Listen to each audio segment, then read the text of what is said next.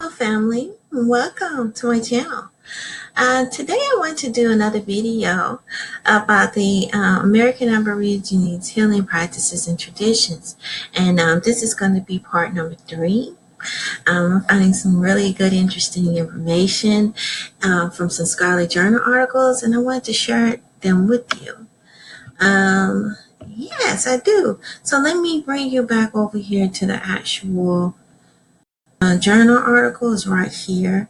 It's called Native Americans Healing Practices, and it wasn't really inclusive of the American Aborigines. This article pretty much only focused about the Native American history of healing traditions, but in the Americas, there is also American Aborigines healing traditions called hoodoo, which is often overlooked and looked down upon pretty much in this country. And I wanted to touch on that. I saw another article, but I'm going to scroll down. I want to go to the point that we left off. Let me go to the next page here. And yeah, we left off on page 6. I know that earlier videos we talked about pretty much did an overview and introduction of the scholarly journal article, and we did the second part last week. If y'all want to check it out for part number 2, you can click on part 2 video. But this one, we're just talking about the relationships between healing practices and environments. I'm probably only going to do this one particular session today, because this one is pretty lengthy. And I also wanted to share another scholarly journal article that I found about roots, which I'm really excited about it, but I'm not sure if we have time in this video to go over it. But I'll sort of mention it to you all, and maybe in another part I'll go discuss it further. And I'll also put a link in this video for the first 2 videos as well, the first 2 parts to this video. But anyway, and this one's talking about the relationship of healing practices and the environment. It says here, although Native Americans and American Aborigines spiritually believe and practice can take form of elaborate ceremonies, the basis of these ceremonies is expressed mainly in the interaction of everyday life. In Native American traditions, the circle is the symbol of power, relation, peace, and unity. Each person stands at the center of the circle and is identified by the heart. The circle serves as a reminder of sacred relationships we share with living beings in the world, and our responsibilities as the keepers and contributors to the flow of the circle of life. By living in harmony and balance and relation, as an example of the Zuni Shalako tribe ceremony of an annual blessing and rain dancers, for the ceremony of the circle and the 4 directions of nature, together with the powers of light. The ceremony involves many dancers dressed in different characters, representing a council, gods, and guests. Among the Zuni today, it's primarily healing ceremony, but may be begun as a hunting ritual. And you see that also with a lot of African cultures as well, with the hunting rituals. If I'm not, the Zulu tribe, if I'm not mistaken, might have done that as well. And of course, the American, the Aborigines of Australia, which are we're according to scientists who study archaeology, we are related to the Aborigines, and they also stem from Africa, as well as we are. They also have different rituals as well that are similar to these. And I'm still studying on that. I'm going to do some research, and that's part of African culture as well, and which is also the AKA American Aborigines cultures. But let's scroll down. It says, in order To understand circle, it's important that Native Americans' healing practices also learn from the meaning of sacred numbers. Native Americans and American Aborigines often have great emphasis on numbers 4 and 7. The number 4 represents the spirit of the direction of east and south and west, usually depicting a circle.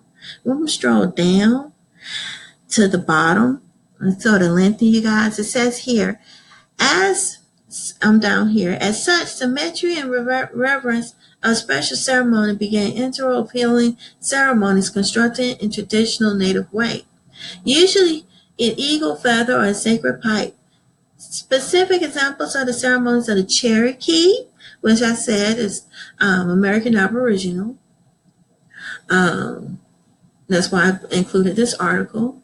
That's one of the tribes with Negro Indians. The Hopis and the Sioux, if I'm not mistaken, the Sioux also had Negro Indians as well. And other tribes that give thanks of 4 cardinal directions based on myths, legends passed down from the ancestors. So, so all this explains that. I'm going to stroll down because there were some other parts I wanted to discuss.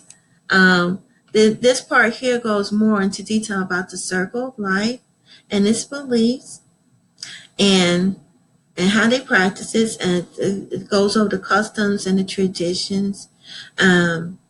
Here it says here, this is sort of interesting. It says, related to the circle of life, the universal circle of greater life is the belief that things are alive and spiritual energy, hence, are the essential importance within the circle of life. And you hear this in Africa and Aboriginal, and and also in our culture as well as American Aborigines. If we go back and learn and tap back into our indigenous root, we will learn that as well. It says from the belief stem that reverence the American Aborigines and Native American people from the life of forms, animals, plants, rocks, minerals, people, earth, sky, sun, moon, star, wind, water, fire, thunder, lightning, and rain. Indigenous Americans believe that all exists in intricate system of interdependence of the universe, existing in a dynamic state of harmony and balance, reflecting continuous flow, a cycle of energy that emanate within each form of life in relation to every other living being. The interdependence of all energy cycles reflects a belief related to Chief Seattle. See, I mentioned him before last week. He mentions this, how if all things, all living entities, such as trees and animals, human beings, we're all interconnected. And that's why it's so important to take care of this planet, Mother Earth.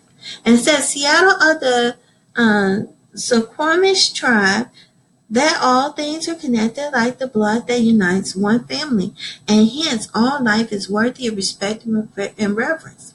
And that's exactly what the American Aborigines also believed in. I also read a few articles about the Aborigines in Australia. They believed in this too, that all living things are connected to the earth, and that they have a relationship among each other, and that's why it's important to value and respect it. And they look beyond Western society. Western society see things as just being a rock, or inanimate, and don't value certain things such as plants and animals. And that's why a lot of animals go extinct. A lot of living beings, a lot of trees are torn down. Everything is not being valued or appreciated. And when there's no belief system or no value system in place, that's what happens, And then with the indigenous American Aborigines, losing our identity made us be disconnected to our indigenous roots and connecting to our spirituality and our culture, and as a people as a whole. And that's why it's important. Reading these things and seeing what was learned is something that we should go back to, especially if we want to tap into our culture and our identity and regaining that and reconnecting to our ancestors. This is the key. Understanding what took place and knowing that we were stripped of our indigenous heritage, and that it's important that we study, research, and understand what our ancestors done. And sometimes, like I said, we have to look through Native American books because they didn't differentiate between the copper color races. They didn't differentiate between the Native American, which are the Mongoloids, and the American Aborigines, which is us. So everything was just clumped together into one, and so that's why we have to differentiate and still read and figure out which part is inclusive of us, which part is us, and which is us. We just been brainwashed, pretty much. But I think I liked how they explained Seattle's viewpoint, and a lot of the indigenous people had that respect. That's why the planet was so clean and pure. It's because people actually believed in valued nature. And that value system has been terribly eroded. And you see that a lot. And it says the balance, according to the American Aborigines and the natives, is tradition, is desired state within one, is the harmony of the universe. Walking in step with natural wave flow of things. This balance between human ecology and spiritual system is what Indian people refer to as good medicine. And for us, it's good roots. Good roots. And in contrast, being disharmony of disease, meaning that the step of the universe and the sacred rhythms, therefore inviting illness. Many Indian people refer to this as bad medicine and bad roots, very much. And that's something we should study. I'm not sure if it's bad roots, but I'm just saying that. I'm still learning too, you guys. It says disharmony results when we're out of balance with our energies and unfocused, unpurely focused, and we lose sight of the place in the universe. And well-being occurs when we seek and find our unique place in the universe. And this is what we're trying to find, you guys, our unique place. Right now, we're going through an illness of being disconnected to the earth, disconnected to our identity and our heritage and our ancestors. And this is the time that we have to reconnect by studying and researching and finding our place and rediscovering who we are and reconnecting. Everything was created with specific purpose to fulfill, and no one should have the power to interfere and impose on others that best path to follow exactly. And this is why I was saying there are some people who are American Aborigines who still want to believe the gray Caucasoids idea of where we came from as being only from Africa, and the false slave boats story, which has been totally debunked. The numbers don't add up, and the slave boats, they didn't have the technology to bring over millions of people like that in one sitting. So it's just, and where's the boats? Nobody can find them. They don't exist because they didn't bring that many people. All the earlier writings show that many people died of disease. And so the people that they capture, every time I read the stories, show that they captured the indigenous people, the American Aborigines. The 13 colonies were the American Aborigines, and they threw them in slavery. Those are the original people. Person chooses in life to focus on energies and how each person seeks a sense of harmony and balance among the interactions and interconnectedness of four directions in relation to other living beings. And so, like I said, that's why it's important that we find our own path. And there are some people that still want to believe in indoctrination and what the Caucasian put instead of listening to what our ancestors told us already originally, and the evidence that the scientists are bringing forward to the forefront, and all the wealth of information that's coming to light is showing exactly what we are and who we are, and how everything took place. It was blurry to us before because everything was shrouded in secrecy, but now everything is being exposed, and it's the blue moon, the new moon, and everything. Blue moon, I believe it's the blue moon, but everything is falling into place according to astrology and everything. It is time for our awakening, and this is what's taking place with us starting to see these new informations over the internet, seeing who our ancestors are, and everything's coming to light. Some of us, some people still don't believe and everything, but I feel like they should respect us as American Aborigines and respect our family and our ancestors and what our family has passed down to us as to who our tribes are. Because I see the disrespect a lot among not just other natives, Native Americans, and according to other American Aborigines who still think they're from Africa, who still sleep or who are still cooning, and some of them still know and just want to coon and don't want everybody else to know. There's people out there like that, but it's important for us to keep moving and believing in what we believe in too. We got to show respect to each other. If you want to believe that you're from Africa, then so be it. But respect me and my wishes to follow what my ancestors, my grandmother and grandfather told me. And historic evidence that I came across that supports what they told me as fact. Respect that. And, if I want to believe in what my grandmother and what I learned, then respect me enough to let me continue learning.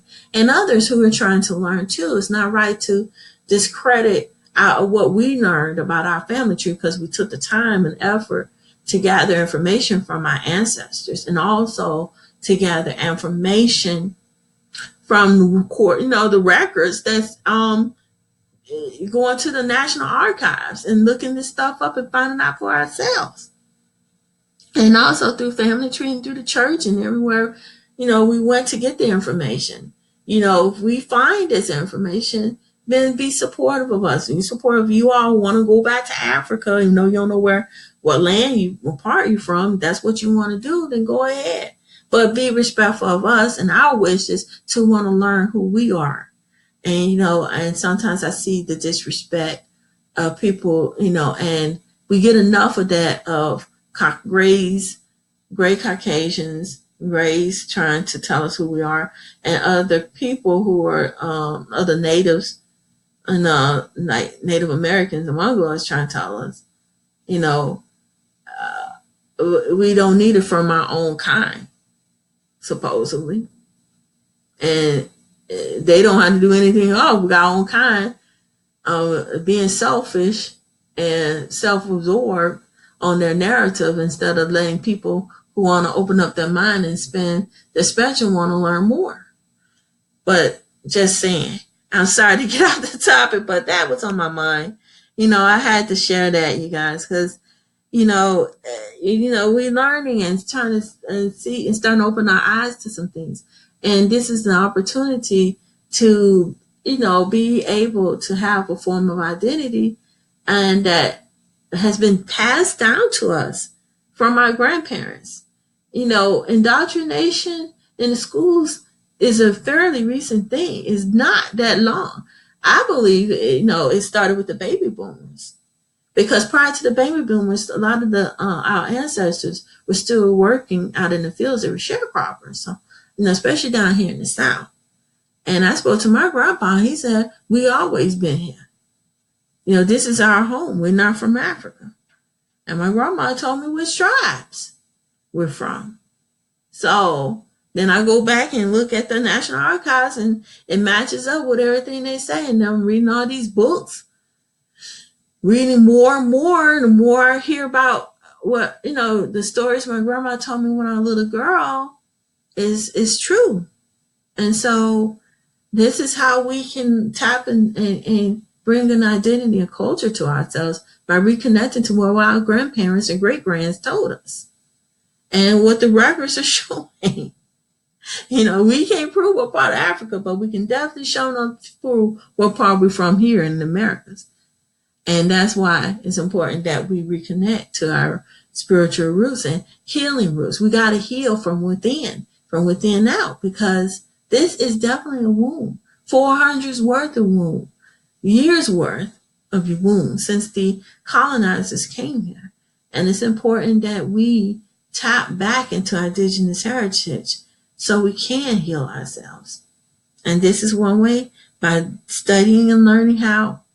But don't, so like I said, that's why it's important. We have to stay focused and believe and go from within. Looking from us out physical and listening to others, you ain't going to get nowhere.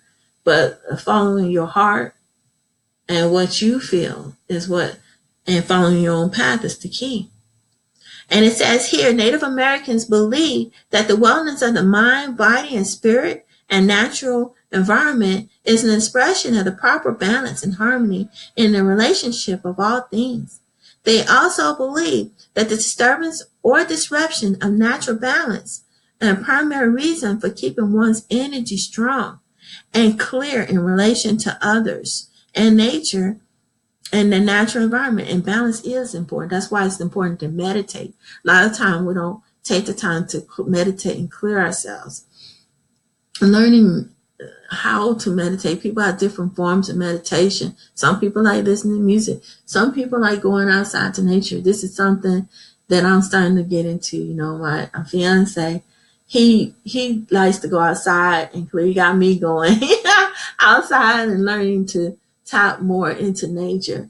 I think I mostly stay inside all the time, because usually work and school and everything. You don't get that time to really be one with nature. But thanks to Omar showing me how to tap into nature, that's important as well.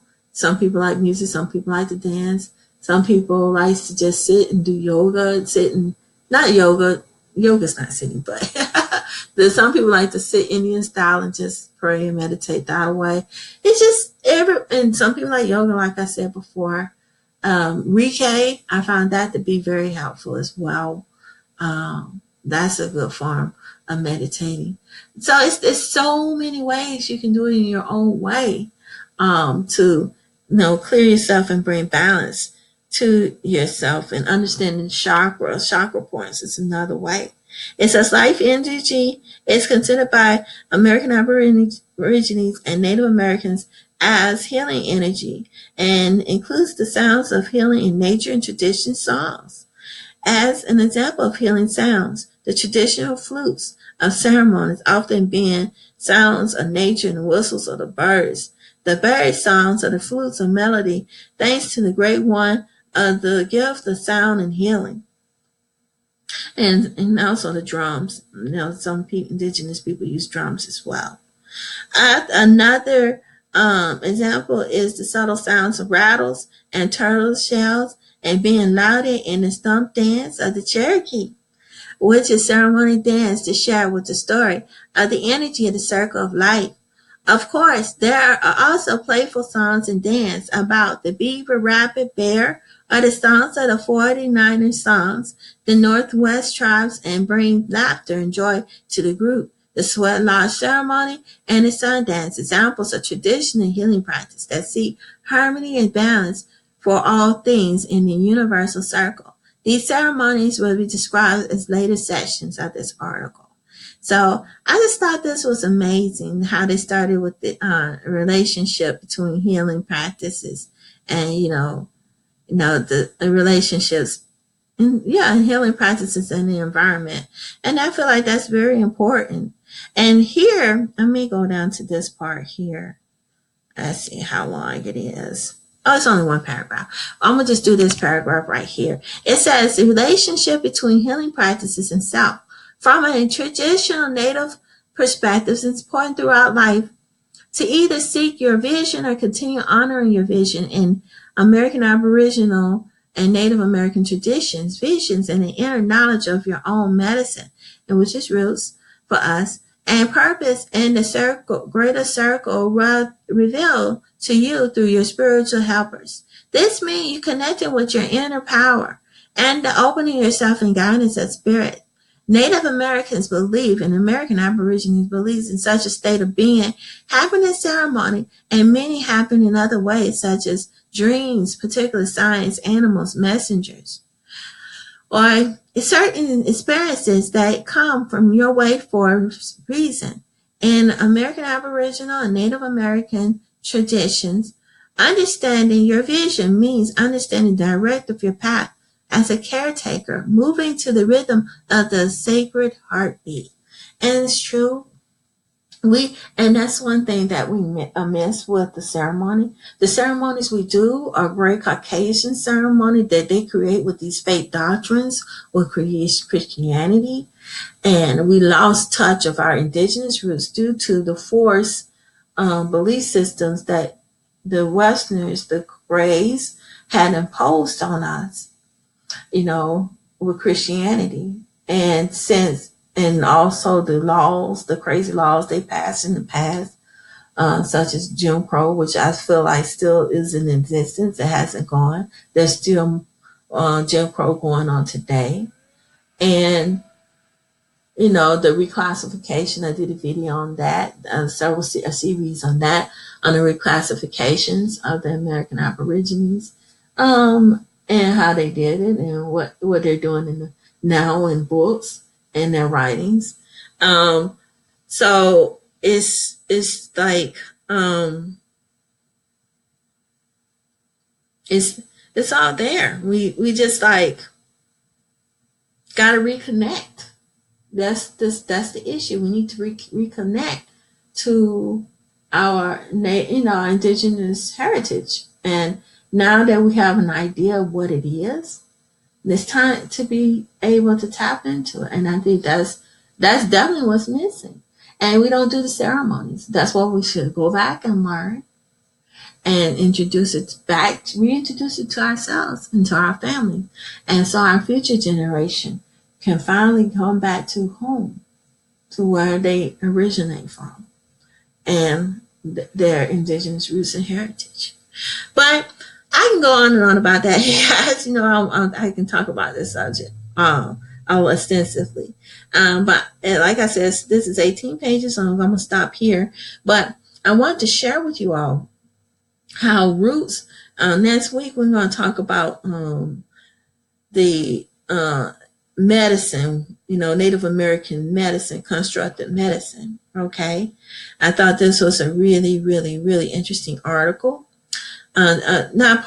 Article with this part here. This part is very insightful as to how it applies to the natives. But let me bring you over here. They didn't mention roots. So I found another article over here that I want to share with you all. Let me see if I can get back over here. No, that's not it.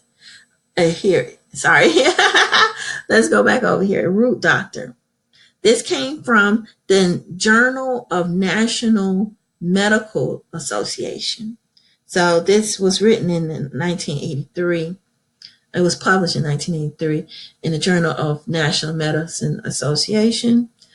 And so it's been thoroughly researched by scientists and researchers, So I'm going to bring it back over here. Ooh, sorry about that. Where did it go? Okay, here it is. I went to the Hoodoo page. That's a whole nother topic over there. I didn't even jump to that page. But this is the one because I was doing some research on hoodoo and roots and root doctors and everything, trying to get a better understanding. But this article really tucks into it. It's just explaining how the root doctors and how it helps people heal. And it says here, providers used in primary care. Root doctors is providers of primary care, just like the medicine with the Indians and how the Native Americans, the root doctor is also used in medicine as well, and which is often overlooked and people don't get a chance to see it. Let me see how long this article is and see if it'll open up. It's 3 pages, but it just talks about it, about how the indigenous roots of American Aborigines. They say voodoo, they say hoodoo. I think they mentioned hoodoo in here. And then because they still try to tie us only in Africa, but hoodoo is also here in the Americas too. And they say African American and Indian. That's their way of escaping over the fact that we were already over, American Aborigines, we were here. I'm sorry, I'm jumping around, you guys.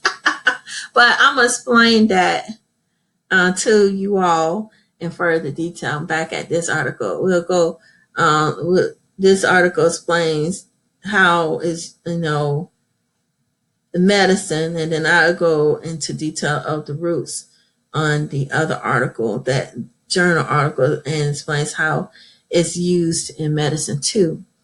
And so these are indigenous things that, indigenous, I say skills, indigenous skills or knowledge that has been passed down for centuries and is now being used by doctors, now. And it's something that we should be learning. I think a lot of times they don't want people to learn it. They, especially with the roots, they give it a negative connotation. And it's like this, I found another article about how Anas is,